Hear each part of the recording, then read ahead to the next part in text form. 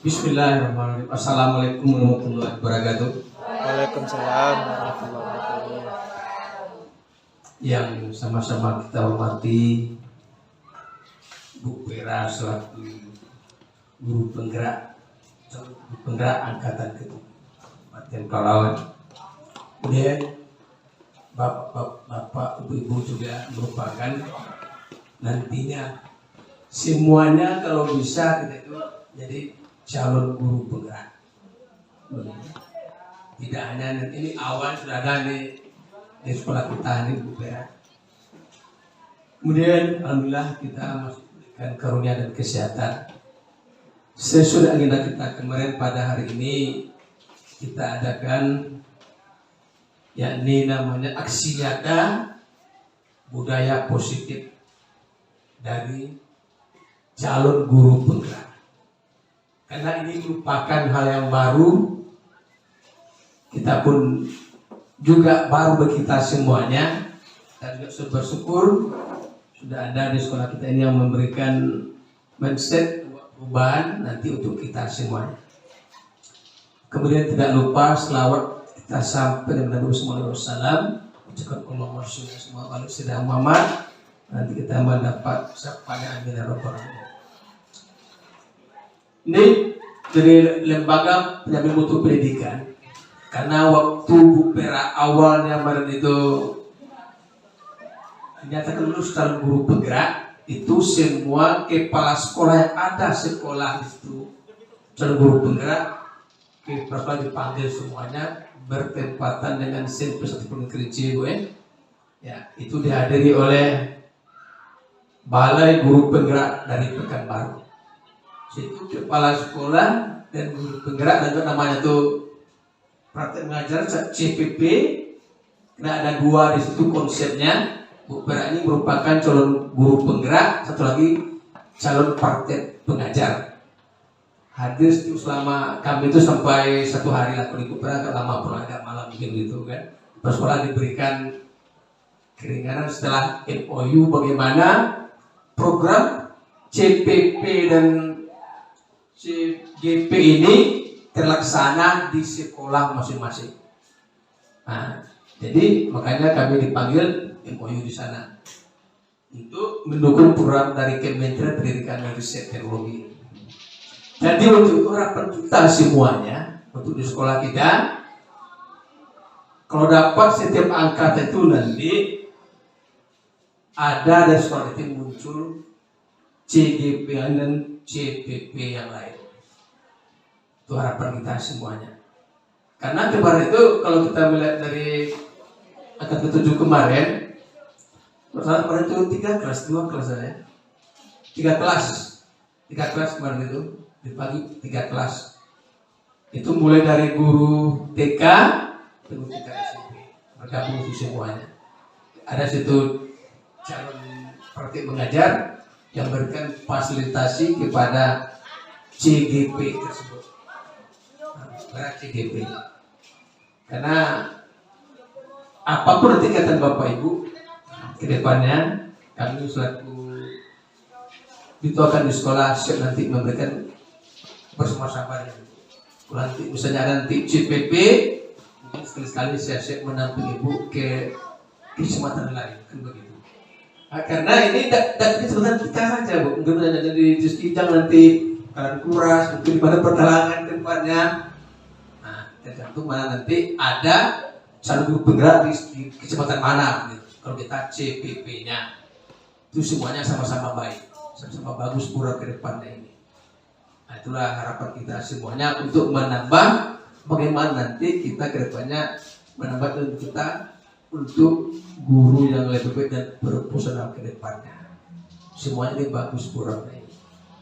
Jadi untuk itu harapan kami sekali lagi Bapak Ibu nanti hendaknya dapat juga mengikuti kegiatan apakah CPP tadi atau CGP itu, karena ini di bawah naungan ada sendiri balai namanya Balai Guru Penggerak, itu di bawah naungan LPP.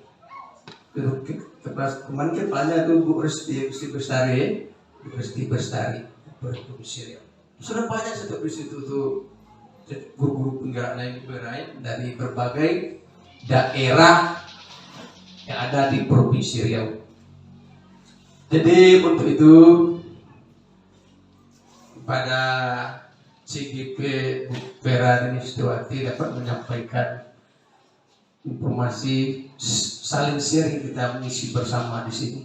Nanti kita bisa mana yang terbaik kita terapkan di sekolah kita masing-masing, karena itu program dari CGP itu bisa membawa hal yang lebih baik di sekolah di mana kita bertugas.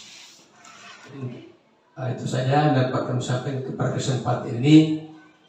Kami serahkan kepada calon guru penggerak, yakni Vera Deni Setiawati. Ibu silakan.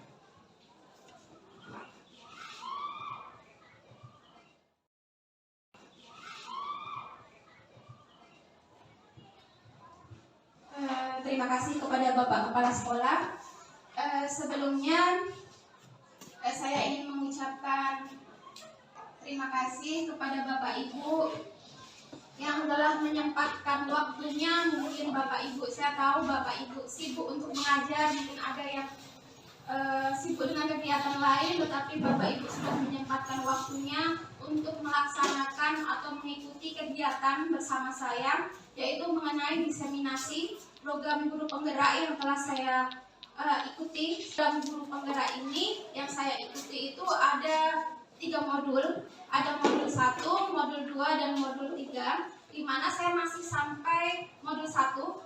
Nah, modul 1 sendiri itu terdiri dari beberapa subbagian, yang ada modul 1.1 itu mengenai filosofi Ki Hajar Dewantara. Kita tahu sendiri bahwa anak itu memiliki kodrat zaman dan kodrat alamnya. Jadi anak itu mempunyai keunikan sendiri-sendiri, mempunyai kelebihan sendiri-sendiri. Kemudian kodrat zaman berarti kita harus sebagai guru juga harus selalu berinovasi, seperti mungkin yang sudah Bapak Kepala Sekolah sampaikan di Hari Guru kemarin, bahwa kita diharapkan sebagai guru itu harus selalu berinovasi. Apalagi dalam filosofi Ki Hajar Dewantara, kita sebagai guru harus berpihak kepada murid, di mana kita sebagai guru itu bukan pengontrol murid. Kita sebagai guru seperti semboyan Ki Hajar Dewantara, kita harus bisa memberikan contoh teladan, kita harus bisa memotivasi mereka, dan kita harus bisa mendorong mereka agar apa yang sudah ada di dalam diri mereka, bakat mereka atau karakter mereka itu bisa kita tuntun menjadi yang lebih baik. Karena kita sebetulnya tidak bisa mengubah dasar dari mereka, karena mereka sudah ada dari lahir keunikan mereka sendiri-sendiri. Kita hanya bisa mendorong mereka, memotivasi, membimbing mereka agar arah mereka itu tidak salah. Nah, itu untuk modul 1.1. Kemudian di modul 2 ada nilai dan peran guru penggerak. Kemudian yang di modul 1.3 itu ada visi guru penggerak. Itu biasanya impian sekolah, impian kita itu seperti apa. Nah, itu nanti akan kita jabarkan ke visi. Nah, itu dari itu. Kemudian yang keempat, ini yang terakhir, mengenai budaya positif. Nah, mungkin di budaya positif ini ada sedikit materi yang akan saya sosialisasikan. Tapi sebelumnya saya mohon maaf kepada Bapak Ibu, mungkin jika nanti ada kekurangan, itu saya sebagai manusia sudah berusaha semaksimal mungkin untuk memahami materi. Mungkin nanti dari Bapak Ibu saya tidak bermaksud untuk menggurui atau yang paling merasa bisa, mungkin Bapak Ibu lebih bisa dari saya, dan nanti kita saling sharing, saling berdiskusi. Mungkin kalau saya ada kurang, Bapak Ibu bisa menambahkan seperti itu. Nah, baik, kita akan mulai saja mengenai. Baik, kita teruskan Bapak Ibu. Maaf tadi ada kesalahan teknis. Sebelum saya memulai untuk pemaparan materi mengenai budaya positif, di sini saya mempunyai pertanyaan kepada Bapak Ibu. Mungkin nanti yang bisa menjawab boleh mengacungkan tangan dan bisa menjelaskan alasannya kenapa. Di sini ada 2 buah pertanyaan pemantik dari saya. Apakah Bapak Ibu guru setuju dengan pernyataan berikut? Yang pertama, pemberian hukuman dapat mendisiplinkan murid. Kemudian, yang kedua, pemberian penghargaan dapat meningkatkan motivasi murid. Menurut Bapak Ibu bagaimana? Apakah Bapak Ibu setuju atau tidak? Terima kasih kesempatan yang diberikan kepada saya. Untuk pernyataan yang pertama, pemberian hukuman dapat mendisiplinkan murid. Ini menurut saya kurang setuju. Karena seharusnya yang kita berikan kepada anak itu bukanlah hukuman. Mungkin hukuman boleh, tapi hukuman di sini mungkin bukan hukuman secara fisik. Ya, hukuman yang bisa membangkitkan dia untuk lebih disiplin. Misalnya kalau dia tidak mengerjakan tugas maka diberi tambahan tugas sehingga kedepannya dia jerah untuk tidak mengulangi kesalahannya. Kemudian pemberian penghargaan ini saya setuju bahwa itu akan dapat meningkatkan motivasi murid dalam belajar maupun untuk meraih prestasi yang lebih baik. Terima kasih. Terima kasih atas jawabannya dari Ibu Sri. Baik.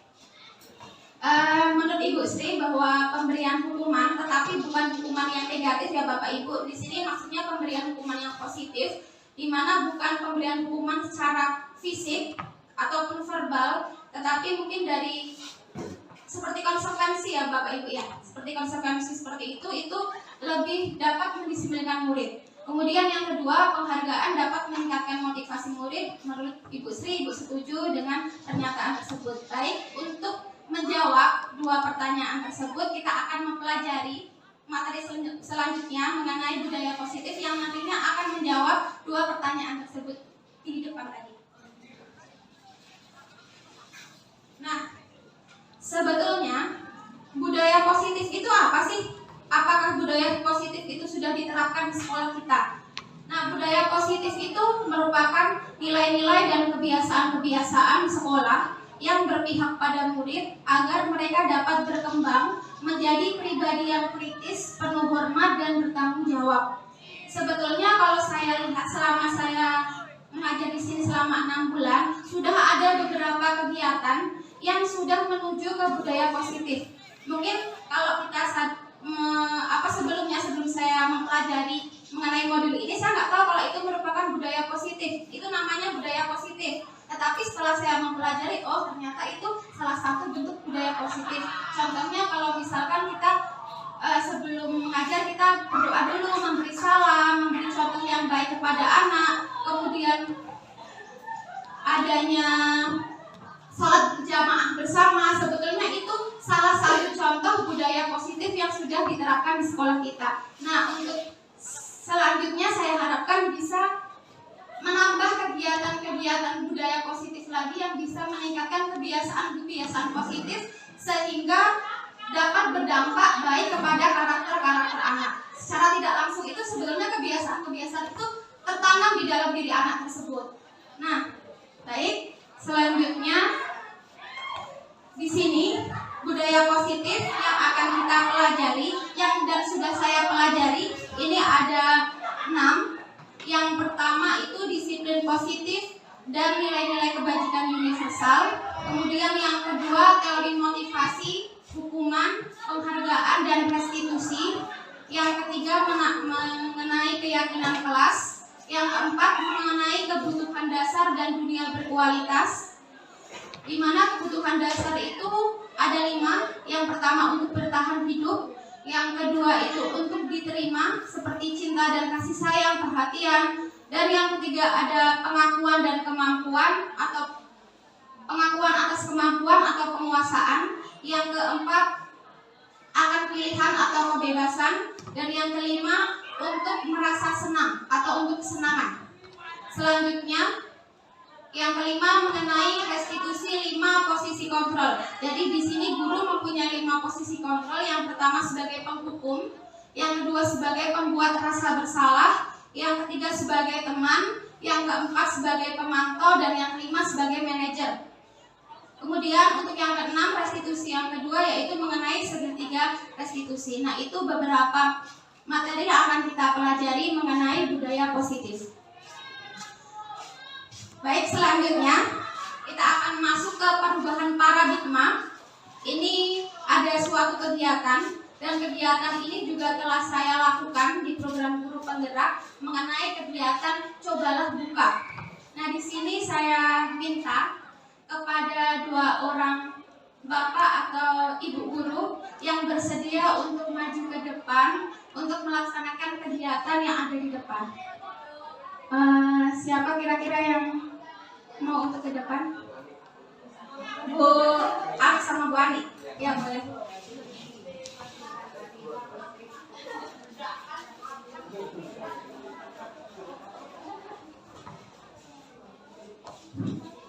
Ya, baik, di sini sudah ada Bu Siti Aminah dan Bu Ani. Di sini kita akan melakukan kegiatan ya Bu. Kira-kira siapa yang menjadi ya Bu A. Berarti Bu Ani itu kita akan jadikan sebagai orang pertama. Orang pertama itu nanti dia akan menggenggam tangan secara kuat di sini. Jadi nanti Bu Ani itu berpikir kalau di tangan Bu Ani itu ada sebuah nilai atau terserah apapun yang menurut Bu Ani itu paling berharga di kehidupan Bu Ani. Di tangan Bu Ani itu sesuatu yang paling berharga. Dan nanti Bu Siti Aminah itu Bu Am boleh membujuk Bu Ani, boleh memarahi, boleh merayu, bahkan boleh memberi uang. Mungkin untuk bisa Bu Ani itu membuka tangannya. Paham Bu? Ya, berarti boleh coba kita lakukan. Bu Ani coba sudah memikirkan sesuatu yang paling penting di hidup Bu Ani itu apa? Nilai apa yang paling penting di dalam hidup Bu Ani? Sudah? Ibu coba kepalkan tangan. Nah, sekarang coba untuk Bu Siti Aminah untuk dapat merayu Bu Ani gimana caranya agar Bu Ani itu bisa mau membuka, apakah Bu Ani mau membuka atau tidak? Silakan.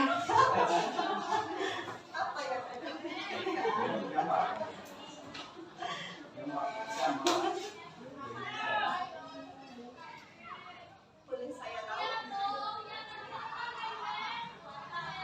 Boleh komunikasikan? Boleh ya. Kan merayu boleh ditunjuk. Apakah dia mau membuka atau tidak, itu sesuatu yang paling berharga buat Bu Ani.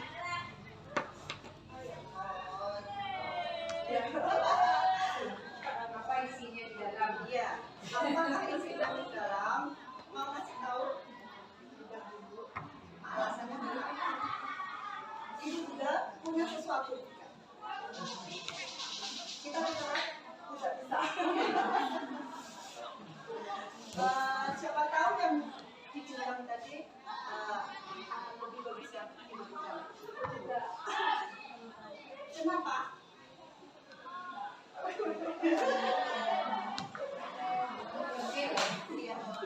Ini harus sampai ke Terserah Bu Ani. Kalau dia nggak buka ya nggak apa-apa.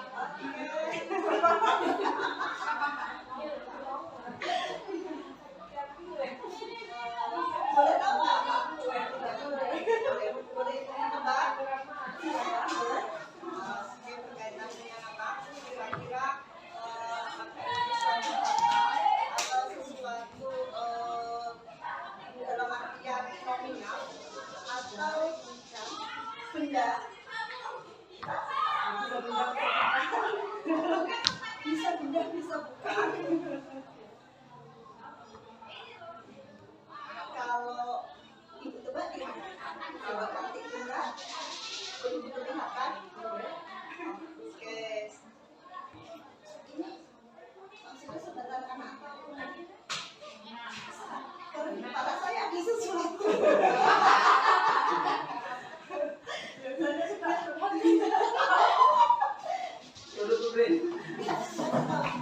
Ini memposisikan sebenarnya. Saya tahu dulu apakah misalkan saya seorang guru, ini siswa, atau kita sama-sama siswa. Apakah Bu Ani boleh membukakan tangannya atau tidak? Apa rujukannya bisa membuka atau tidak? Boleh tengok itu apa isinya. Nanti kalau diri saya bisa menebak apa yang diundang, itu kan menunjukkan bahwa yang dibuka ini. Apakah boleh diserahkan kalau dibuka berarti Tidak boleh diserahkan. iya berarti bisa pindah, bisa bukan. Bisa pindah, bisa bukan. Berarti ada dua dong. Apakah ada dua? Cinta, kan? Iya. Tapi ada di dalamnya sih. Ada itu juga. Ada di dalamnya. Bukan? Ada di dalamnya juga. Ada cinta, ada buah hati, ada di dalamnya. Perkawinan. Bukan menjurus ke situ. Ya ada sih sedikit berkaitan dengan itu, tapi bukan itu. Cukup lagi bukan. Ada bagian dari itu gitu. Selanjutnya tuh. Oh bukan bu.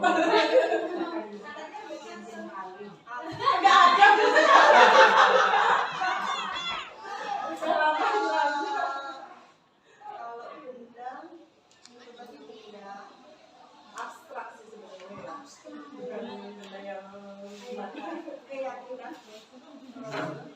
Harapan.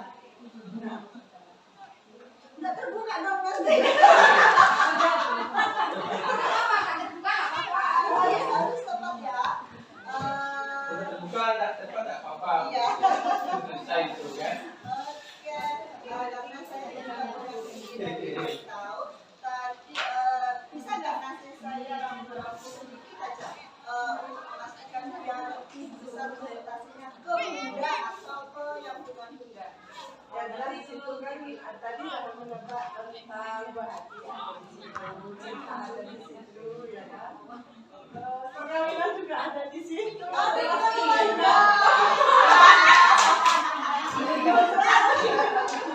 Ya, terima kasih kepada Bu Siti Aminah dan Bu Ani telah melakukan kegiatan. Cobalah buka. Dari kegiatan yang telah kita lakukan tadi, Bu Ani itu menggenggam suatu keyakinan yang menurut dia itu penting di dalam diri dia. Dan Bu Siti Aminah itu sebagai pengganggunya. Nah, sebetulnya di sini saya ingin bertanya, Bu Ani itu bisa membuka atau bisa menutup tangannya dia sendiri, itu menurut Bapak Ibu itu kok yang mengontrol itu siapa? Apakah Bu Ani sendiri atau Bu Siti Aminah? Iya, betul sekali, Bu Ani sendiri yang mengontrol. Jadi kita sebagai guru dari pelajaran yang tadi yang telah kita lakukan kegiatan tadi, kita sebagai guru itu tidak bisa mengontrol murid kita. Karena yang bisa mengontrol diri kita itu kita sendiri. Nah, kenapa kita mau membuka? Karena diri kita itu sendiri mau mempersilahkan tangan kita itu untuk membuka. Kalau kita tidak mau, ya pasti kita tetap menggenggam tangan kita. Begitu juga dengan anak-anak. Ketika mereka mau dikontrol, pasti mereka memilih, oh saya mau dikontrol. Makanya dia mau mungkin menuruti apa yang kita misalkan kita perintah begitu. Nah, itu karena kebutuhan dia, kebutuhan yang ingin dipenuhi oleh anak itu adalah kebutuhan dari gurunya. Makanya dia mau membuka diri untuk mau dikontrol dengan Bapak Ibu guru. Nah, itu sebetulnya yang ingin saya sampaikan, bahwa diri kita sendiri adalah orang yang bisa mengontrol diri kita sendiri. Baik, selanjutnya, maaf karena banyak kesalahan teknis di sini karena lampunya hidup mati. Nah, untuk selanjutnya, untuk perubahan paradigma yang kedua, di sini sebetulnya saya juga merasa bersalah sebelum saya mempelajari modul 1.4 ini. Saya merasa kalau saya berpikir bahwa guru itu bisa mengontrol murid, bahwa kita bisa mengontrol anak yang lebih kecil dari kita. Kita sebagai orang dewasa bisa mengontrol anak yang lebih kecil dari kita. Padahal setelah kita mempelajari dari paparan Dr. William Glasser dalam teori kontrolnya, di sini ada ilusi guru mengontrol murid. Pada dasarnya seperti yang tadi saya katakan, bahwa yang bisa mengontrol diri kita adalah diri kita sendiri. Jadi anak itu yang membuka peluang kepada dirinya untuk mau dikontrol oleh kita. Nah, itu sebetulnya seperti itu. Untuk yang kedua, ilusi bahwa kritik dan membuat orang merasa bersalah dapat menguatkan karakter. Nah, ini salah satu ilusi yang salah juga. Karena sebetulnya kritik dan membuat rasa bersalah itu dapat membuat identitas peserta didik itu gagal. identitas peserta didik gagal itu yang bagaimana anak itu bisa merasa bersalah pada dirinya sendiri.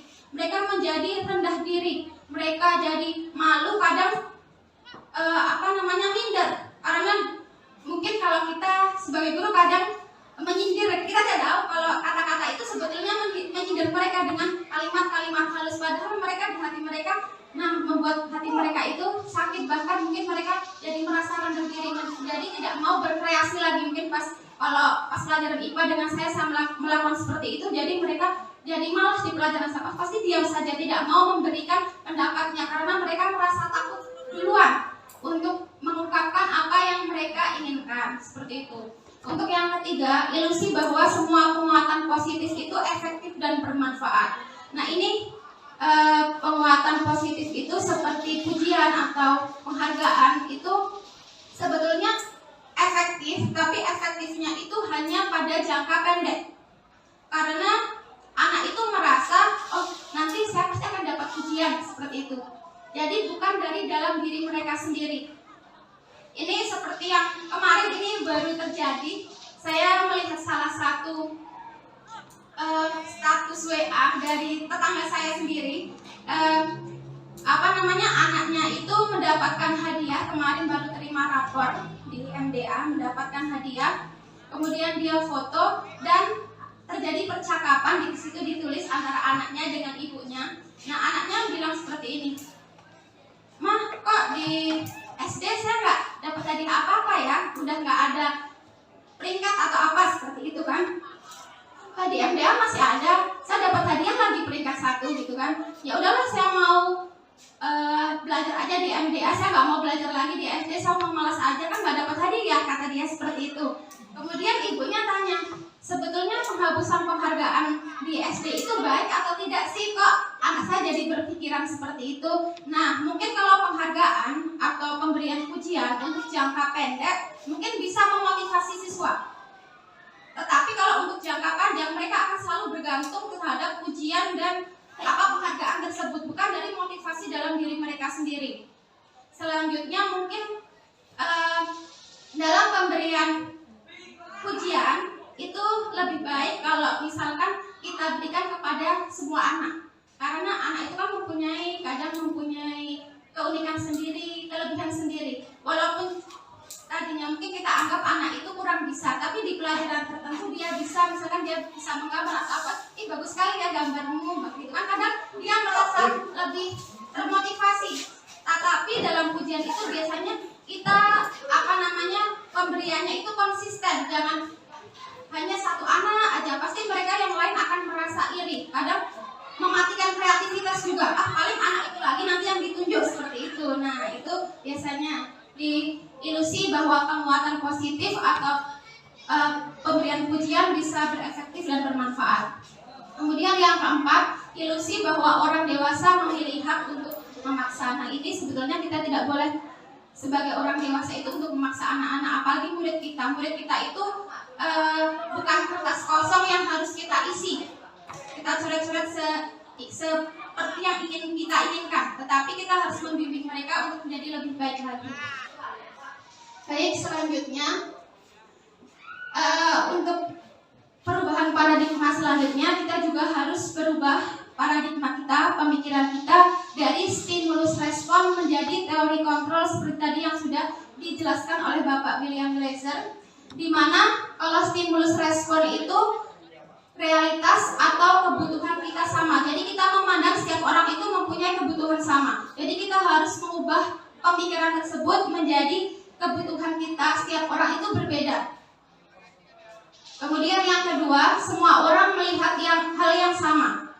Tidak mungkin ya Bapak Ibu semua orang melihat hal yang sama, pasti setiap orang memiliki pandangan yang berbeda-beda. Nah, itu harus kita rubah teori kontrolnya menjadi setiap orang memiliki gambaran yang berbeda. Kemudian yang ketiga, kita mencoba mengubah orang agar berpandangan sama dengan kita. Nah, pemikiran seperti ini juga harus kita rubah dengan cara kita berusaha memahami pandangan orang lain tentang dunia. Jadi kita harus mampu dan mau untuk menerima pendapat dari orang lain, karena belum tentu pendapat dari kita itu paling benar, ya kan? Dan selanjutnya perilaku buruk dilihat sebagai suatu kesalahan. Mungkin ini juga kadang terjadi pada diri saya sendiri dan saya sedang mencoba untuk berubah menjadi semua perilaku itu pasti memiliki tujuan. Ya, jadi semua perilaku yang anak lakukan itu pasti memiliki tujuan. Oke, saya lanjutkan. Selanjutnya, orang lain bisa mengontrol saya. Nah, ini yang sudah kita lakukan juga tadi mengenai coba terbuka. Kita harus mengubah itu menjadi bahwa diri kita sendirilah yang bisa mengontrol diri kita. Yang selanjutnya, saya bisa mengontrol orang lain. Nah, ini juga harus kita rubah bahwa kita itu tidak bisa mengontrol orang lain. Kita cuma bisa membimbing mereka, menuntun mereka untuk menjadi yang lebih baik. Selanjutnya, pemaksaan adalah pada saat bujukan yang gagal, itu kita rubah menjadi kolaborasi dan kesepakatan menciptakan pilihan-pilihan baru. Ini biasanya kalau terjadi pada hukuman. Biasanya kalau hukuman itu diberikan oleh guru secara spontan tanpa adanya kesepakatan dari anak. Ini hukuman misalkan, awas ya nanti kamu ibu hukum balik di lapangan, padahal itu belum ada kesepakatan dengan anak. Berbeda kalau misalkan kita melakukan kesepakatan dan kolaborasi dengan anak, itu akan membuat pilihan-pilihan dengan anak sehingga kita bisa mengajari mereka untuk menemukan solusi dari apa yang telah mereka lakukan. Jadi bukan dari diri kita tidak boleh memaksakan sesuatu langsung, tapi kita diskusikan dulu konsekuensinya apa yang baik. Nah, seperti itu. Selanjutnya, model berpikir menang. Ya, iya Pak. Nah, ada kesepakatan kelas. Nah, kesepakatan kelas kan biasanya kita diskusikan dengan anak. Gak mungkin kita sebagai guru hanya membuat peraturan. Iya, kita langsung sendiri saja kan gak mungkin ya Pak. Nah, selanjutnya yang terakhir itu model berpikir menang kalah. Itu harus kita rubah menjadi model berpikir menang-menang. Ini maksudnya bagaimana? Misalkan ada dua orang anak yang terlibat suatu perselisihan, kita sebagai guru tidak boleh langsung mengintimidasi yang salah ini yang membuat salah, tetapi kita juga harus mendengarkan kenapa sih kamu seperti itu. Kita harus adil antara kedua belah pihak. Jadi yang korban menang, yang membuat kesalahan itu juga tidak merasa terintimidasi. Mereka dapat membuka hatinya sehingga mereka dapat berlatih untuk menemukan solusi. Kalau kebanyakan kan dari kita sudah ada hukumannya gitu kan. Nah, kita berlatih mereka itu untuk berpikir solusi apa sih yang saya lakukan jika saya membuat salah. Nah, seperti itu. Kadang kalau orang dewasa saja kalau seperti kita kalau ada masalah kadang kita bingung. Gimana ya nyelesainya? Seperti itu. Nah, kita melatih. Contoh kata-katanya. Itu kan contoh kata-katanya anak nabok. Nah, kita tanya dulu Bu. Kamu kenapa? Kita nanti ada tahapannya di terakhir itu ada contohnya. Nah, itu pertama itu namanya restitusi. Segitiga restitusi nanti di belakang ada. Nah, di situ kita akan menstabilkan dulu anaknya. Karena biasanya orang yang membuat salah, biasanya dia udah takut duluan. Apalagi kalau dipanggil, mereka udah aduh pasti saya dihukum. Nah, seperti itu. Nah, pertama kita stabilkan dulu diri dia dengan cara misalkan nggak apa-apa. Kadang semua orang itu pasti melakukan kesalahan. Nah, pasti dia akan stabil. Dia nggak mungkin dia akan melawan. Dia tidak mungkin akan mempertahankan diri dia. Pasti dia mulai menurun emosinya seperti itu. Nah, dari itu nanti kita mulai lagi ke tahap selanjutnya. Kita tanyakan kenapa alasannya. Dan setelah itu nilai-nilai keyakinan nanti sebetulnya nanti habis ini akan kita pelajari. Ya Bu, tunggu sebentar ya. Nah, selanjutnya di sini ada diagram positif. Diagram positif ini apakah tulisannya sampai belakang kelihatan Bapak Ibu? Kurang nampak ya? Iya, soalnya kecil-kecil ya. Di sini ada teori kontrol yang tadi sudah dikemukakan oleh Dr. William Blazer. Di sini ada 4, 1, 2, 3, 4. Yang pertama yaitu Anda tidak bisa mengambil orang lain, hanya Anda yang bisa mengontrol diri Anda sendiri. Nah, jadi di sini dari paparan tadi mengenai teori kontrolnya, itu William Blazer itu mendefinisikan disiplin, kalau kita mungkin sebelumnya kalau mendengar kata disiplin itu biasanya berhubungan dengan aturan, mematuhi aturan, ada hukuman, ya kan? Padahal hukuman itu menurut yang saya pelajari mengenai budaya positif itu merupakan alternatif terakhir yang bisa diberikan kepada siswa. Nah, menurut William Glasser, di sini saya langsung bacakan aja ya Bu karena mati lampu. Disiplin itu merupakan belajar kontrol diri, belajar untuk mengontrol diri dengan menggali potensi yang ada di diri kita agar tercapai tujuan mulia, yaitu sesuatu menjadi seseorang yang kita inginkan berdasarkan nilai-nilai yang kita hargai. Jadi ini seperti tadi yang sudah kita lakukan di kegiatan Cobalah Buka, bahwa yang mengontrol diri kita itu kita.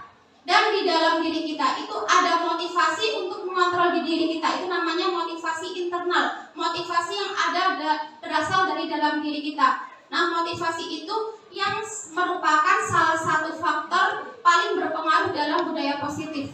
Jadi motivasi internal dari dalam diri kita untuk bisa menghargai diri kita sendiri, untuk melakukan nilai-nilai yang menurut kita yakini sebagai nilai-nilai yang baik. Bukan suatu paksaan atau bagaimana, tapi motivasi dalam diri kita sendiri, itu makna dari disiplin. Motivasi dari dalam diri kita untuk mengontrol diri kita. Itu merupakan pengertian dari disiplin menurut Bapak William Glasser. Selanjutnya, teori kontrol yang kedua, itu semua perilaku memiliki tujuan. Ya, pasti semua yang kita lakukan pasti ada tujuannya kan? Pasti ada kebutuhan apa yang ingin kita capai jika kita melakukan sesuatu. Nah, pasti ada motivasi di balik apa yang ingin kita lakukan. Nah, karena lampunya tidak bersahabat, di sini saya bacakan ada 3 motivasi perilaku manusia. Nah, mungkin ini juga bisa Bapak Ibu kita renungkan bersama, anak-anak kita tuh sebetulnya motivasinya yang mana sih? Nah, seperti itu. Nah, motivasi itu ada 3. Yang pertama, motivasi untuk menghindari hukuman. Ini banyak anak-anak mungkin seperti itu, mereka berperilaku untuk menghindari hukuman. Biasanya anak-anak yang melakukan seperti itu, mereka akan bertanya dalam hati, apa yang akan terjadi ya jika saya tidak melakukannya? Nah, biasanya mereka berpikir seperti itu. Nanti saya mendapatkan seperti ini jika saya tidak melakukannya. Itu biasanya yang terjadi pada anak yang melakukan sesuatu karena untuk menghindari hukuman. Nah, ini merupakan motivasi eksternal atau motivasi dari luar. Jadi dia mau melakukan sesuatu karena ada dorongan dari luar, yaitu untuk menghindari hukuman. Kemudian yang kedua, motivasi untuk mendapatkan imbalan atau penghargaan. Nah, ini biasanya di dalam diri anak itu akan bertanya, apa yang akan saya dapatkan apabila saya melakukannya? Nah, itu merupakan salah satu motivasi eksternal juga. Karena bukan dari dalam diri anak itu sendiri mereka melakukan. Nah, ini seperti tadi yang pertanyaan pemantik. Jadi hukuman dan penghargaan itu dapat memotivasi, tetapi hukuman itu merupakan motivasi paling rendah di antara ketiga motivasi yang baru 2 ya Bu, yang tadi saya sebutkan, itu merupakan paling rendah, dan itu efeknya cuma jangka pendek. Iya, karena kalau hukuman kadang mereka juga bisa merasa nantinya mereka akan dendam, akan tersimpan di dalam hati mereka. Bahkan sampai sekarang saya masih ingat, dulu kawan saya pernah di mana, itu tersimpan di dalam otak kita. Karena hukuman biasanya akan lebih mengena di dalam hati. Ya Bapak Ibu, jadi untuk hukuman fisik mungkin kalau sekarang harus sudah dikurangi, bahkan tidak ada. Seperti tadi yang dikatakan oleh Bu Sri, bahwa hukuman yang sifatnya positif.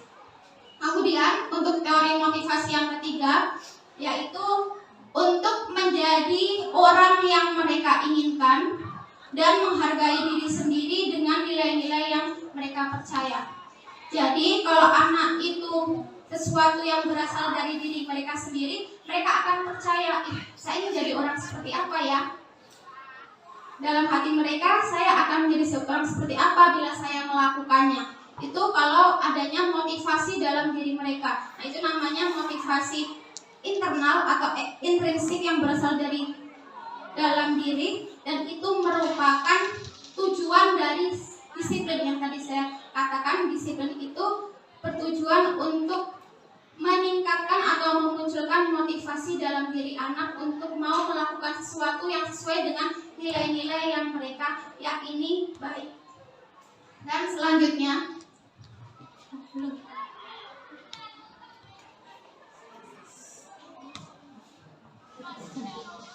maaf ya Bapak Ibu ya.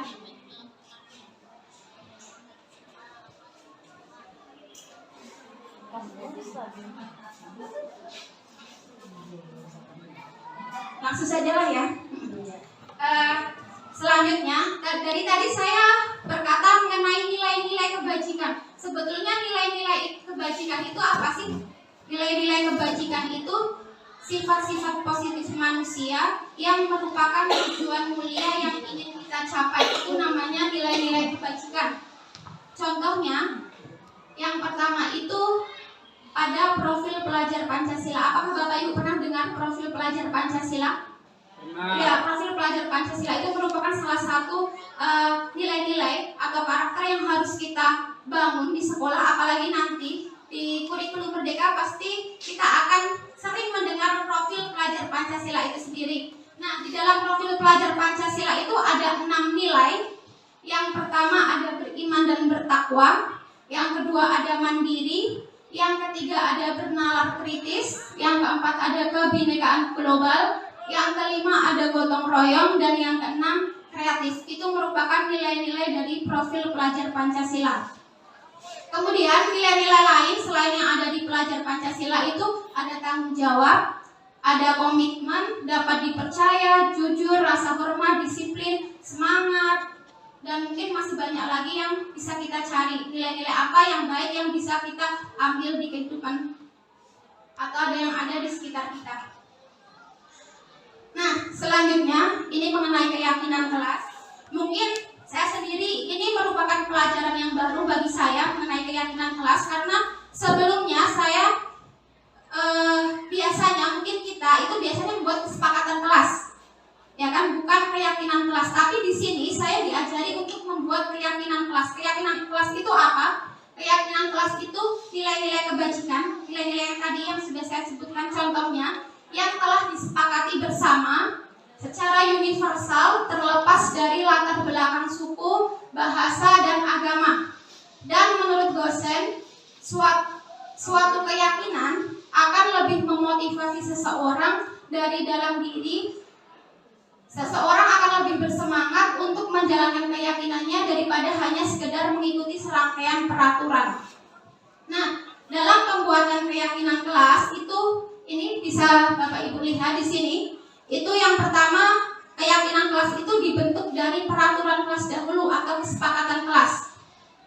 Kemudian setelah kesepakatan kelas terbentuk, kita akan gabungkan, kita akan secara umumkan, kita akan membuat secara umum menjadi sebuah keyakinan kelas. Dan jika keyakinan kelas itu sudah dilaksanakan, sudah mereka yakini dan sudah mereka sepakati, maka akan terbentuk lingkungan positif yang ada di sekolah. Karena mereka meyakini nilai-nilai yang sudah mereka buat. Karena lingkungan sudah positif, pasti akan terbentuklah budaya positif di sekolah. Ini contohnya dalam pembuatan keyakinan kelas. Pertama mungkin ini juga akan saya lakukan nanti di kelas saya ingin mencobanya. Mungkin bisa Bapak Ibu coba juga. Di sini pertama kita bisa membuat kesepakatan kelas dulu dengan anak-anak, dengan melibatkan anak-anak. Mungkin tiap-tiap anak bisa memberikan ide kelas impian kalian itu seperti apa sih, kesepakatannya ingin kalian sepakati itu apa. Misalkan mengerjakan tugas tepat waktu, misalkan tidak boleh datang terlambat, mengerjakan ini tiket sesuai dengan jadwalnya, sesuai dengan waktunya, misalkan seperti itu ya Bapak Ibu. Nah, karena anak kita sama, banyak, mungkin kita bisa mengelompokkan mereka beberapa kelompok, kemudian kita menyuruh mereka untuk membuat kesepakatan yang mereka ingin. Jadi kita tidak boleh memaksa. Apa yang mereka inginkan mereka tulis boleh di kertas atau mereka diskusikan. Kemudian kalau sudah, boleh mereka tulis di papan tulis berkelompok kesepakatan apa yang mereka inginkan di situ. Kemudian kita bacakan bersama apa saja kesepakatannya, dan jika ada yang sama nanti kita kumpulkan. Kadang kan tiap anak kan ada yang pendapatnya mungkin yang sama, misalkan tidak boleh mengerjakan melebihi waktu yang sudah ditentukan. Nanti satunya harus mengerjakan tepat waktu, kan itu sama Bapak Ibu. Jadi kita kumpulkan menjadi satu. Seperti di sini contohnya. Kalau sudah dikumpulkan, maka kita akan bersama-sama mengidentifikasi itu termasuk nilai apa ya. Jadi kalau mengerjakan tugas tepat waktu, kita hadir tepat waktu, itu termasuk nilai apa? Disiplin, tanggung jawab. Nah, itu yang nanti akan kita buat. Berarti nanti kita tulis disiplin. Contohnya seperti itu. Kalau di sini contoh peraturannya, selalu kembalikan buku ke tempatnya. Berarti keyakinan kelasnya adalah tanggung jawab. Kemudian yang kedua, dilarang mengganggu orang lain. Berarti itu keyakinan kelasnya, itu menghormati orang lain dan diri sendiri. Misalkan menghormati guru yang sedang mengajar, tidak berbicara ketika guru sedang menerangkan, itu termasuk nilai-nilai menghormati, keyakinan kelas menghormati. Nah, dari keyakinan yang sudah kita buat ini, kemudian kita bisa menulis keyakinan tersebut, kita tempel di kelas. Nah, bentuknya seperti ini. Jadi bukan semua kesepakatan yang banyak itu Bapak Ibu, karena mereka kadang lupa, karena saking banyaknya kesepakatan yang sudah kita buat, mereka kadang lupa. Dan mereka juga bisa melanggar, karena itu merupakan kesepakatan atau peraturan. Mereka bisa memilih untuk mengerjakan ataupun melanggar, ya kan? Tetapi ini adalah keyakinan. Keyakinan itu hanya beberapa kata dan biasanya itu lebih mudah mereka ingat, karena pasti ada tanggung jawab, tanggung jawab. Disiplin. Nah, pasti mereka lebih ingat ke kata-kata itu daripada kata-kata yang terlalu panjang. Nah, ini contoh hasil keyakinan kelas yang sudah dibuat. Ini ada bertanggung jawab, ada bersikap jujur, ada bersikap tenang saat pembelajaran berlangsung, bersikap sopan, saling tolong menolong, dan hidup rukun dengan teman. Nah, ini contoh dari keyakinan kelas, dan ini bisa kita terapkan di kelas kita masing-masing sebagai untuk melatih mereka mempunyai nilai-nilai yang mereka yakinkan. Jadi bukan hanya peraturan saja yang mereka kerjakan, tapi kita bisa menanamkan nilai-nilai ke dalam diri mereka yang insya Allah lebih jangka waktunya itu lebih panjang, karena mereka mengingatnya mungkin bisa lebih panjang daripada peraturan yang banyak seperti itu. Nah, selanjutnya ini ada 5 kebutuhan dasar manusia. Biasanya orang berperilaku itu pasti untuk memenuhi kebutuhan hidupnya. Nah, ini ada 5 kebutuhan dasar. Yang pertama, bertahan hidup. Contohnya itu, kalau bertahan hidup itu bersifat fisiologis. Contohnya sandang, pangan, papan. Kesehatan itu bertahan hidup. Yang kedua, merasa diterima. Itu kebutuhan untuk disayangi, diberi perhatian, kasih sayang. Yang ketiga, kebebasan, kebutuhan untuk bebas dan mandiri. Yang keempat, kesenangan, mencari kesenangan dan bermain. Yang kelima, penguasaan atau adanya pengakuan atas apa yang dia miliki. Nah, ini di sini saya punya contoh agar Bapak Ibu lebih paham. Di sini ada contohnya. Ibu Ani, guru kelas 5 di SD Pelita Hati. Iya.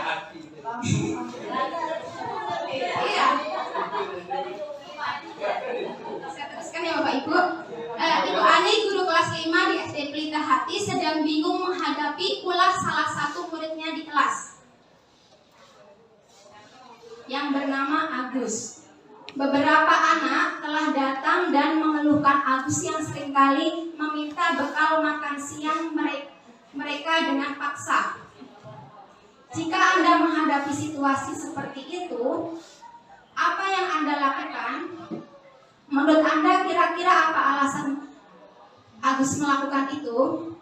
Dalam penerapan disiplin positif yang sudah saya jelaskan tadi, kita sebagai guru itu tidak langsung harus menghukum atau memarahi dia, tetapi kita tanyakan dulu.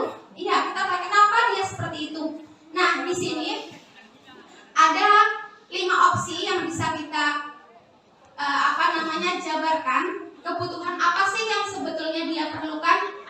Nah, yang pertama, apabila Agus itu menjawab seperti ini, Bapak Ibu, karena saya lapar, Bu, dan orang tua saya tidak memberikan bekal, berarti kebutuhan dia ya kebutuhan bertahan hidup, karena dia merasa lapar, dia merasa ingin bertahan, dia ingin makan. Nah, seperti itu namanya bahwa kebutuhan yang dia perlukan itu adalah kebutuhan bertahan hidup. Selanjutnya, apabila jawaban Agus seperti ini, karena ia senang temannya jadi memperhatikannya.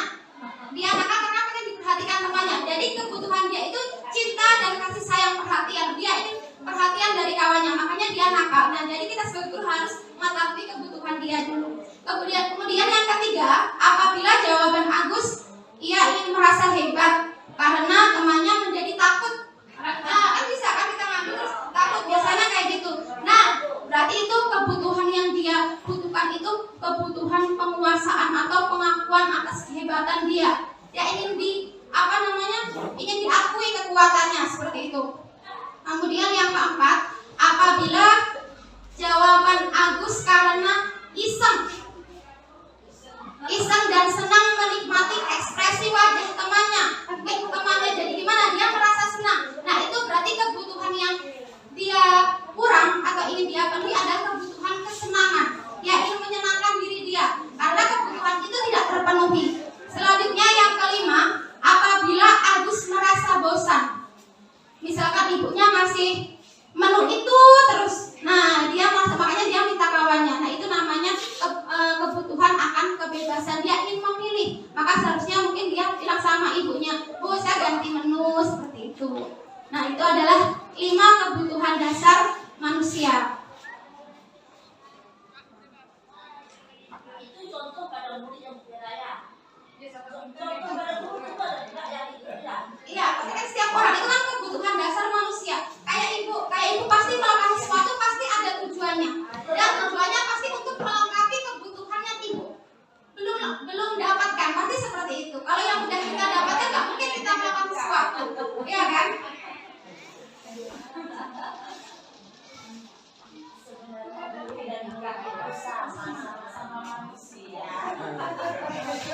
Dan ini selanjutnya mengenai 5 posisi kontrol. Ini posisi kita di sekolah itu kita bisa merefleksi diri kita sendiri. Di mana sih posisi kita? Nah, ini ada 5. Yang pertama ada penghukum, yang kedua ada pembuat rasa bersalah, yang ketiga posisi kita sebagai teman, yang keempat pemantau, dan yang kelima sebagai manajer. Nah, di sini saya akan menampilkan video untuk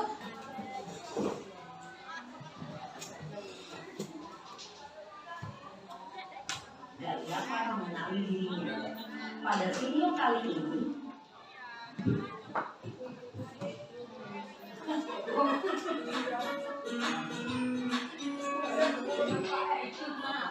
sangat bahagia Ibu dan Bapak guru hebat dalam penerapan disiplin positif restitusi. Salah satu program yang dikembangkan adalah 5 posisi kontrol. 5 posisi kontrol dalam restitusi adalah proses perjalanan seorang pendidik agar dapat mengenali dirinya. Pada video kali ini, kita akan membahas tentang 5 posisi kontrol yang dikembangkan oleh Diane Dawson dan contoh penerapannya.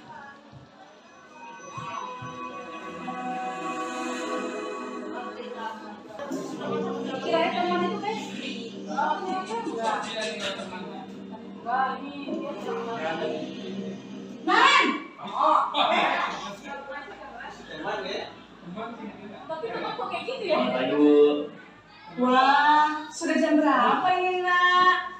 Terlambat lagi ya, sayang? Iya, Bu. Habis ibu saya lupa bangunkan saya, Bu. Kamu malah menyalahkan ibu kamu. Kamu bukannya anak yang larinya paling kencang. Kok terlambat sih? Iya, Bu. Saya memang terlambat bangun tadi.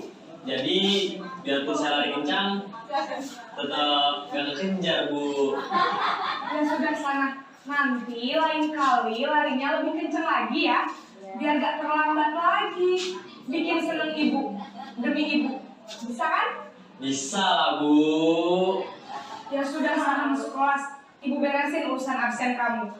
Kamu ini ada-ada saja. Dalam posisi teman, guru berbicara dengan nada suara ramah, akrab, cenderung bersendar gurau untuk menjaga suasana tetap santai. Murid akan merasa senang, aman, dan akrab dengan guru. Identitas yang tercipta adalah identitas sukses atau berhasil. Namun, perlu diingat, karena ini masih dorongan eksternal, maka ada faktor ketergantungan dari murid kepada orang tertentu.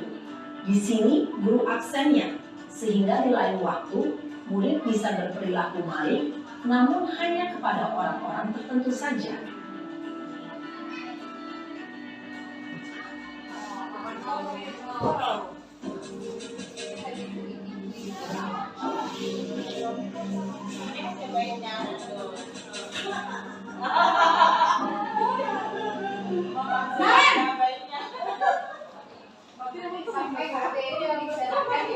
Selamat pagi, Bu. Naren, apa peraturan sekolah kita tentang jam berapa kita harus masuk sekolah, nak? Kita harus di sekolah jam 7, Bu. Iya betul, sekarang sudah jam 7.20. Naren sudah tahu konsekuensinya jika terlambat hadir. Paham, Bu. Saya harus tinggal kelas pas jam istirahat selama 20 menit. Iya benar, konsekuensinya demikian. Jadi nanti jam 9.30 pas istirahat, kamu harus tinggal di kelas, kerjakan tugas tambahan untuk ketertinggalan kamu, ya? Baik, Bu. Ini bisa nggak di-share nak? Bapak, video kecil ini, video ini. Tolongnya ingat. Baik Bu, nanti saya share boleh.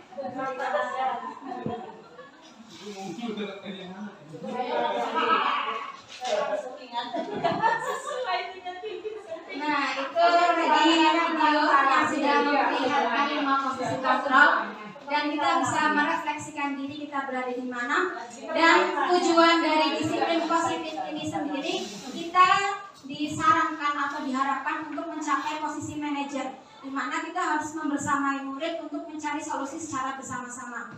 Mungkin tidak sepenuhnya kita berada di manajer terus, kadang kan ada anak yang agak susah dikontrol. Nah, kita harus kembali lagi, kita harus melihat kondisinya, di mana kita harus menempatkan diri, tetapi kita harus sedikit demi sedikit berlatih untuk menjadi seorang posisi manajer, untuk melatih anak itu lebih bertanggung jawab terhadap apa yang telah dia lakukan, dan dia akan menjadi lebih mandiri, dia akan lebih mudah untuk problem solving ke depannya, untuk kehidupan dia ke depannya. Nah, menurut saya seperti itu. Ya, baik, selanjutnya karena waktu udah siang, di sini mungkin materi yang terakhir mengenai restitusi. Dalam restitusi mungkin ini juga sesuatu yang baru. Apakah Bapak Ibu sebelumnya pernah mendengar restitusi? Ya. Restitusi sendiri itu adalah proses menciptakan kondisi bagi murid untuk bisa memperbaiki kesalahan-kesalahan yang telah mereka berbuat. Selain itu, restitusi juga merupakan suatu proses kolaboratif yang mengajarkan murid untuk berpikir tentang orang seperti apa yang mereka inginkan. Jadi di dalam restitusi itu ada sebuah, yang pertama itu restitusi bukan paksaan tapi sebuah tawaran. Jadi kita ada diskusi bersama murid ketika kita sedang melakukan restitusi. Kemudian yang kedua, restitusi bukan untuk menebus kesalahan, tapi kita belajar dari kesalahan. Yang ketiga, restitusi menuntun anak untuk melihat ke dalam dirinya atau untuk merefleksikan diri. Yang keempat, restitusi mengembangkan anak yang berbuat tidak sesuai keyakinan kelas agar bisa kembali ke kelompoknya. Yang kelima, restitusi membutuhkan motivasi dalam diri agar mau menjadi pribadi yang lebih baik lagi. Jadi di sini restitusi itu kita saling berkolaborasi dengan anak. Bagaimana kita memecahkan masalah bersama dengan anak, kita membimbing anak dengan pertanyaan bermakna seperti tadi yang sudah dicontohkan ketika di posisi manajer. Kita menggali dulu apa kebutuhan anak itu yang mereka perlukan, kebutuhan dasar apa yang mereka kurang, kemudian kita tanya alasannya. Di situ adalah sebuah proses restitusi. Dan perlu Bapak Ibu ketahui kalau restitusi itu membutuhkan waktu dan proses. Karena mungkin kalau kita sudah terbiasa, kita sebagai pemantau pasti melihat konsekuensi atau apa hukuman dan sebagainya, tapi kita untuk melaksanakan restitusi itu butuh proses, tidak instan. Oh, besok aku melakukan restitusi nanti anak langsung berubah. Enggak ya Bapak Ibu, tapi dengan adanya restitusi kita melatih anak untuk semakin mengenali dirinya sendiri sedikit demi sedikit. Tetapi kita tidak lupa untuk memantau anak tersebut. Jangan sekali restitusi langsung sudah. Tapi kita lihat perkembangannya. Kadang kalau kita bertemu, gimana masih yakin dengan nilai keyakinan yang kalian yakini? Nah, seperti itu. Makanya keyakinan kelas yang tadi sudah saya sebutkan itu sangat bermanfaat. Menurut saya sangat bermanfaat dan mungkin bisa kita coba di kelas kita masing-masing. Kalau kita membuat kesepakatan kelas, berarti kita juga bisa membuat keyakinan kelas. Nah, iya, alhamdulillah karena saya di sini mungkin kurang tahu. Nah, iya, ya itu yang agak susah itu di prakteknya. Kadang kita untuk memulai hal baru itu kadang bisa nggak ya, berhasil nggak ya? Kadang kita melihat seperti itu dulu, padahal kita belum melaksanakan. Nah, di sini proses restitusi itu ada 3. Di sini ada tahapannya. Ini ada 3 tahapan, namanya segitiga restitusi. Yang pertama itu menstabilkan identitas, yang kedua itu validasi tindakan yang salah, yang ketiga yaitu menyampaikan keyakinan. Jadi ketika ada anak yang berbuat melanggar atau tidak sesuai dengan nilai keyakinannya, itu pertama kita stabilkan identitasnya dahulu. Seperti yang tadi pas Bu Febri tanya, saya menjelaskan, ketika ada anak yang salah, pasti mereka sudah merasa takut duluan ketika mungkin dipanggil BK atau dipanggil wali kelasnya atau guru bidang studi yang dia ada masalah. Nah, kita sebagai guru harus menstabilkan identitas mereka dulu. Oh, nggak apa nak, ibu juga pernah melakukan seperti itu. Tetapi, nah harus ada tetapinya. Kita harus menormalkan keadaan anak itu dulu. Jangan membuat mereka udah emosi, tertekan, takut. Nah, itu malah membuat mereka berpikiran pada fokus pada kesalahan dia, bukan pada solusinya. Padahal energi yang dia keluarkan untuk berpikir mengenai kesalahan dia itu sama dengan energi yang kita keluarkan untuk mencari solusi. Jadi kita melatih anak itu untuk mencari solusinya. Nah, setelah menstabilkan identitas, kita akan memvalidasi tindakannya. Semua tadi yang sudah saya sebutkan bahwa semua tindakan atau perilaku itu pasti mempunyai tujuan. Begitu juga dengan anak yang melakukan kesalahan. Di validasi tindakan ini kita sebagai guru harus bertanya, kenapa sih kamu melakukan hal seperti itu? Apa alasan dibalik kalian melakukan seperti itu? Nah, di validasi tindakan itu kita lakukan pertanyaan yang bisa membuat anak itu menjadi atau mau mengemukakan alasannya mengapa dia melakukan hal seperti itu. Seperti, adakah cara yang lebih efektif untuk mendapatkan apa yang kamu butuhkan? Itu salah satunya. Atau kamu tentu punya alasan mengapa melakukan itu. Itu contoh dari validasi tindakan. Kemudian yang terakhir, setelah kita menstabilkan identitasnya, kemudian kita sudah mengetahui alasannya. Nah, langkah yang ketiga yang terakhir yaitu kita meyakinkan keyakinan. Kita tanya ke mereka, apa kamu masih ingat keyakinan kelas yang kita sudah sepakati bersama? Nah, di situ kita tanya, misalkan, ya Bu, saya ingat, coba mengenai keyakinan apa yang sudah kalian langgar, seperti itu. Oh, saya mungkin kerjasama Bu, saya melanggar keyakinan kerjasama. Oh baik, kalau misalkan kamu melanggar keyakinan kerjasama, apakah kamu masih meyakini nilai-nilai yang sudah kamu sepakati? Mungkin dia akan berpikir seperti itu kan Bapak Ibu. Nah, dari itu nanti kita akan munculkan pertanyaan solusinya. Jika kamu melakukan seperti itu, apa solusi yang bisa kalian lakukan untuk memperbaiki apa yang telah kalian lakukan? Nah, di situ kita melatih mereka untuk bisa mencari alternatif solusi atau tindakan yang akan mereka lakukan ke depannya akan bisa memperbaiki dirinya. Nah, di sini kemarin saya ada tugas demonstrasi kontekstual, saya langsung membuat skenario dan saya lakukan bersama bersama anak kelas 9. Nah, di sini akan saya perlihatkan contoh segitiga restitusi yang telah saya lakukan bersama anak kelas 9 dengan skenario yang sudah saya buat.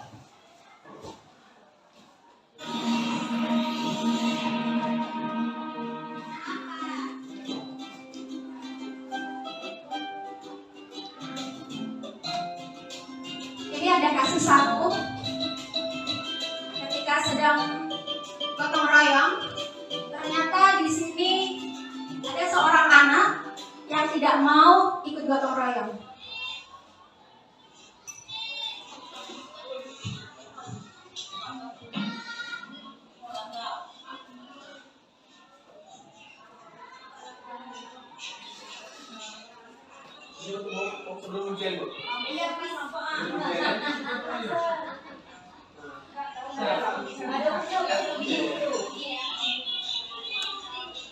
Mereka melapor kalau ada anak yang tidak melaksanakan kegiatan.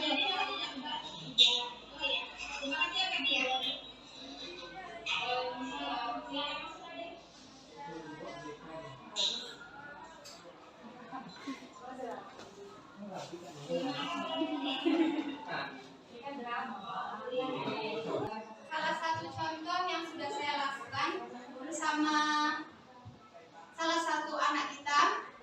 Nah, itu salah satu contoh dari segitiga restitusi yang sudah kita lakukan.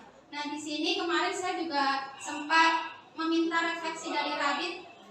Gimana sih Radit perasaannya kalau misalkan guru melakukan seperti itu? Saya lebih dihargai, Bu, pendapat saya. Saya nggak menyuruh Radit seperti itu, yaitu jawaban dari Radit sendiri ternyata.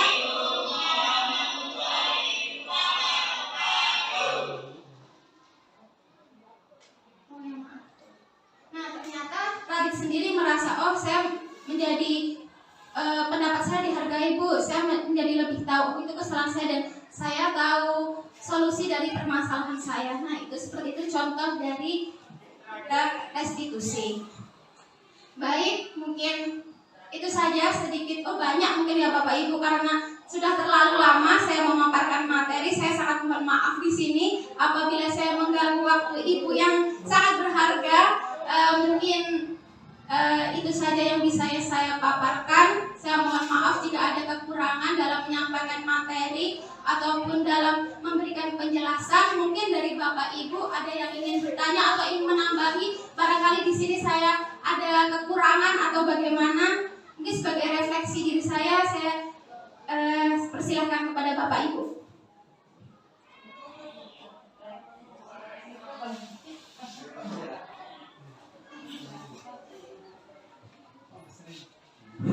Baik, terima kasih Bu Vera. Assalamualaikum warahmatullahi wabarakatuh. Saya pribadi merasa mendapatkan ilmu yang luar biasa hari ini. Jadi mungkin selama ini banyak hal yang kurang tepat dan lain sebagainya kita sebagai guru. Tapi ada juga sebagian yang sebenarnya kita semua sudah melakukannya gitu. Tapi mungkin kita kurang tertata dan hari ini mudah-mudahan kita dimantapkan dengan kegiatan ini. Mengenai segitiga restitusi itu Bu Vera yang ingin saya tanyakan. Kalau dalam simulasi tadi kan ada kejadian, kemudian prosesnya itu dibawa ke ruangan gitu. Apakah memang harus seperti itu? Atau kita boleh melakukan restitusi itu langsung di tempat kejadian seperti itu. Dan misalnya kadang kan umpamanya kita di kelas nih menemukan kejadian seperti itu gitu. Kalau saya pribadi mau saya tunda gitu, besok tertunda gitu. Apakah boleh kita lakukan langsung di tempat kejadian atau memang harus kita ajak anak itu seperti ke tempat mata atau kita ke ruangan tersendiri atau hanya dengan siswa yang bermasalah saja. Terima kasih. Assalamualaikum warahmatullahi wabarakatuh.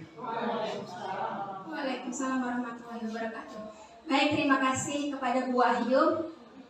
Di sini saya ingin menyampaikan jawaban saya. Ya, dalam segitiga restitusi itu kita sebagai guru bisa melakukan di mana saja, Bu. Tidak harus membawa anak itu ke ruang guru seperti yang saya lakukan. Seperti yang sudah beberapa kawan saya lakukan juga, itu ada beberapa contoh anak yang terlambat. Kalau kita kan karena tidak ada guru yang di depan, makanya kita agak susah. Biasanya kita ajak mereka ke sana ke tempat tiket, ya kan. Nah, tetapi kalau saya melihat kemarin dari apa yang sudah saya lihat dari beberapa teman saya itu, mereka langsung di tempatnya. Ketika mereka menunggu anak di depan gerbang, ketika ada yang terlambat atau apa, dia langsung menghampiri anak tersebut dan menanyakannya, seperti itu. Jadi tidak harus di kelas, tetapi kita kadang juga harus melihat anak itu sendiri. Kadang anak kan mempunyai karakter yang berbeda-beda. Ada anak yang pemalu, ada anak yang bagaimana. Kadang kalau kita langsung di depan kawannya, dia akan merasa minder, rendah diri.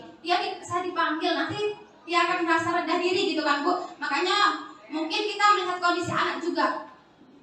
Misalkan kalau anak itu dirasa memiliki kepribadian yang pemalu atau yang bagaimana dia tidak percaya diri, boleh kita ajak untuk berdua di ruangan, kita melakukan segitiga restitusi seperti itu. Itu menurut saya. Bagaimana Bapak Ibu? Sudah cukup? Sudah? Oh ya. Kalau sudah cukup, saya akhiri. Saya sangat berterima kasih kepada Bapak Ibu. Saya akhiri dengan ucapan wabillahi taufiq wal hidayah. Wassalamualaikum warahmatullahi wabarakatuh. Waalaikumsalam warahmatullahi wabarakatuh.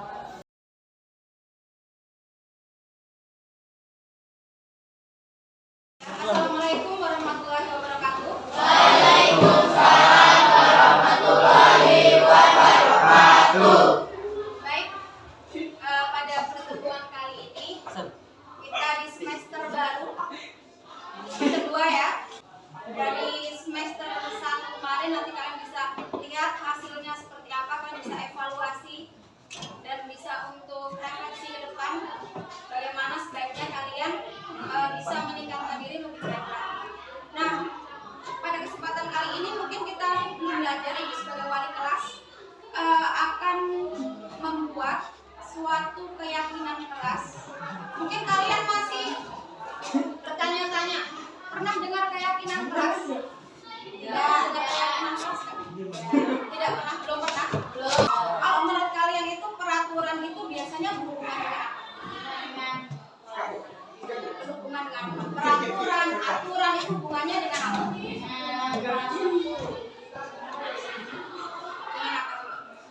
Sikap, terus apa lagi? Ketertiban kelas. Kalau misalkan nanti tidak mematuhi, kalian dihukum, didenda, ya kan, seperti itu kan. Biasanya kita membuat peraturan seperti itu, kesepakatan seperti itu. Tapi di kelas 8 ya, keamanan bisa di kelas 8 ini kita sebagai perdana, kita akan membuat keyakinan kelas. Keyakinan kelas itu adalah nilai-nilai yang baik yang nantinya kita akan sepakati bersama. Berarti semuanya sepakat, nanti akan kita setujui bersama, kemudian kita akan yakini dan akan kita laksanakan. Nah, keyakinan itu berasal dari mana, Bu? Keyakinan itu berasal dari nilai-nilai yang baik. Contohnya disiplin, tanggung jawab, saling menghormati. Itu yang nanti akan kita gunakan sebagai keyakinan kelas. Nah, itu berasal dari mana? Dari kesepakatan kelas. Kalau kalian paham membuat kesepakatan kelas, nanti kita akan membuat kesepakatan kelas. Jadi nanti setiap masing-masing dari kalian, Ibu bagikan kertas. Di sini Ibu bagikan satu-satu. Jadi kesepakatan kelas nggak cuma dari Ibu saja, tapi Ibu bilang, kalian harus mengerjakan tugas dapat waktu nggak kayak gitu. Ibu pengennya kalian semuanya mau menulis apa yang kalian pengen. Kelas seperti apa yang kalian inginkan. Nanti kalau sudah baca satu-satu, misalkan nanti dari Andini, saya pengen ini, kalau udah baca tempelkan di sini. Jadi nanti yang kita tulis di sini di keyakinan kelas itu adalah nilai-nilai kayak tadi, menghormati, tanggung jawab, disiplin, semuanya ditulis di sini. Dan nanti kita sepakati bersama. Kalau sudah kita sepakati, nanti kita akan tanda tangan bersama di sini. berarti kalian udah sepakat. Ya, jadi kemarin ibu sudah melakukan praktek dengan salah satu kelas 9 Radit. Kalau kalian masih ingat, ibu ada ambil video di sini. Nah, ini contohnya yang udah ibu tadi menjelaskan.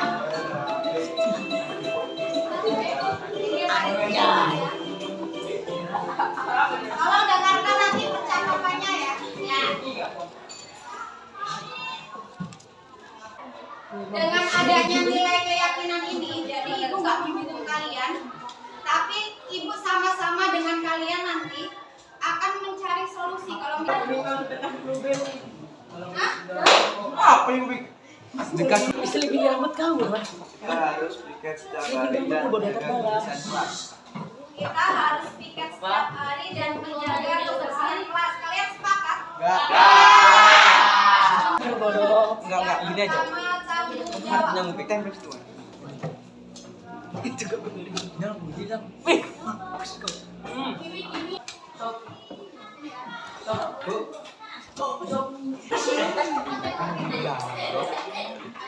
namanya di mana namanya? Namanya di mana? Hidung. Dikasih nak, Abu. Tidak cabun.